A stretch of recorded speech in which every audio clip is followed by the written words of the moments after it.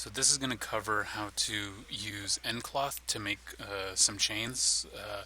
This is more for like smaller sections of chains. If you have like this really long section of chain that's dangling, refer to the other video. It would be a lot easier to do this with.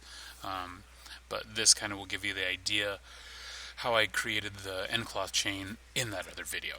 So for here we have the same setup.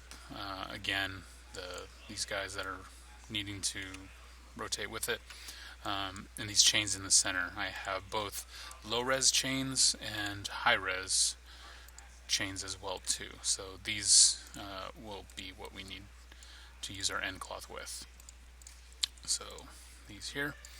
Make sure obviously everything's frozen transform, center pivots, all that good stuff. Alright, so for this we're going to go up here and I'm just going to rip this out. So we want this link to be a passive collider because it's going to pull the ncloth chains here. Since we're going to parent it to this, which will also be a passive collider, and this bottom link will be a passive collider. So passive, passive hitting G, passive hitting G. And then for the rest of these, we're going to make these create ncloth, G ncloth, G ncloth.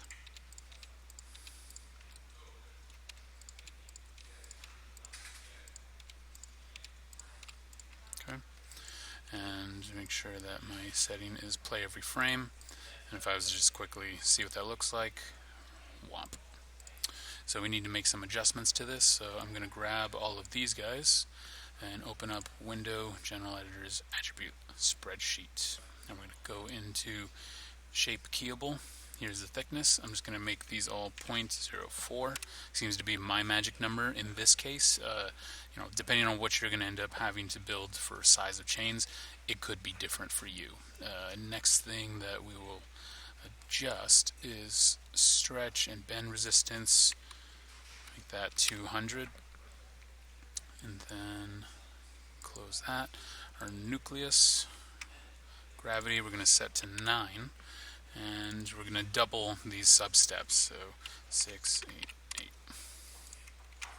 And then when I try this, nice. Now there's still a little bit of flex to this, but not as drastic as there normally would be. So that's kind of what we're looking for. Now obviously this hasn't been parented, but this is already animating, so we're seeing what we're wanting. Now this guy, his collision, because it's actually a shape, it's a little too thick, so I'm going to make that right there. Turn that off. Up here, let's check this guy's collision. Make that about right there.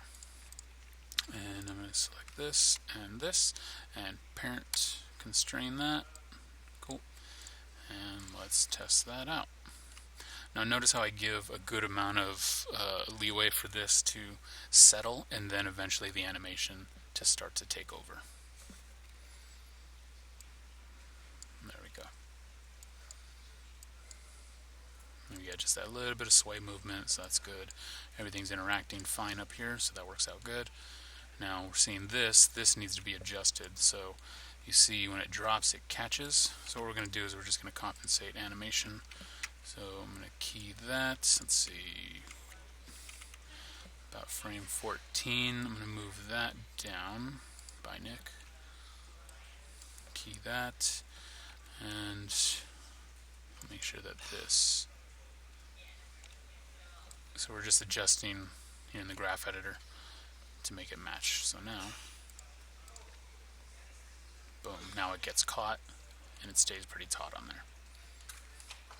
And then it'll start to move up. There we go.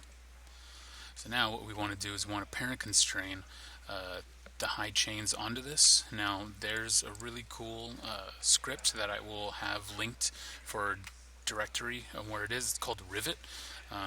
It's free online. I was able to download it.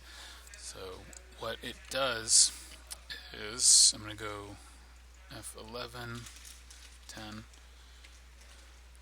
into edge mode. It selects two different edges, and then it's going to create a locator. If I turn on my locators, boom, right there where it was. I hit G, rivet, there we go. Now in the tutorial that I had initially saw, he was doing it to two edges like this, but that makes the locator just offset, so I decided start to do it on the crossing, and that, as you can see, becomes right in the center. So I'm going to pause and do the rest of these. So there's all of these placed in. Now if I play this, cool, they're all moving with it. And I should parent this top joint so that everything starts to rotate.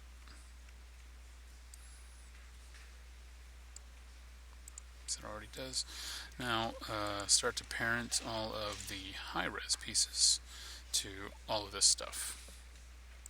Making sure that you grab the locator, then the geo, parent, locator, geo, parent.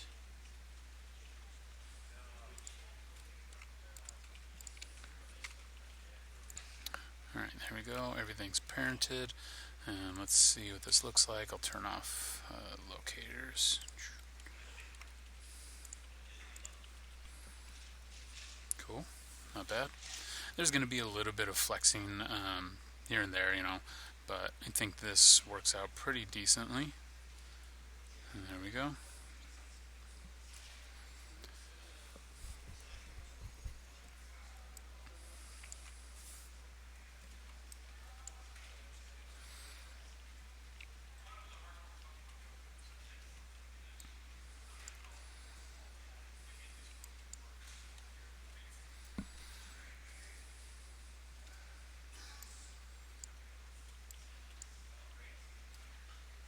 Cool. There we go. Now, again, we need to parent all this stuff so that it works appropriately. So, go here to hide chains. Well, actually, everything's already parented, so all we have to do is bake. So, highlight all these, edit keys, bake simulation, let that go. Alright, and now that this is all baked out, there's all the keys. Looks fine. Cool. And I can kill all of this stuff. Bye-bye. Make sure to adjust your playback speed to 30 now.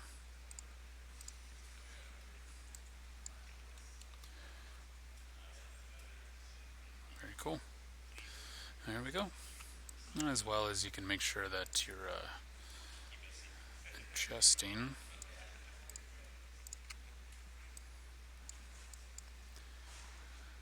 curves, Euler filter, edit, delete by type, static channels, gets rid of anything that we don't need. Cool. And then you can always rework this so that 150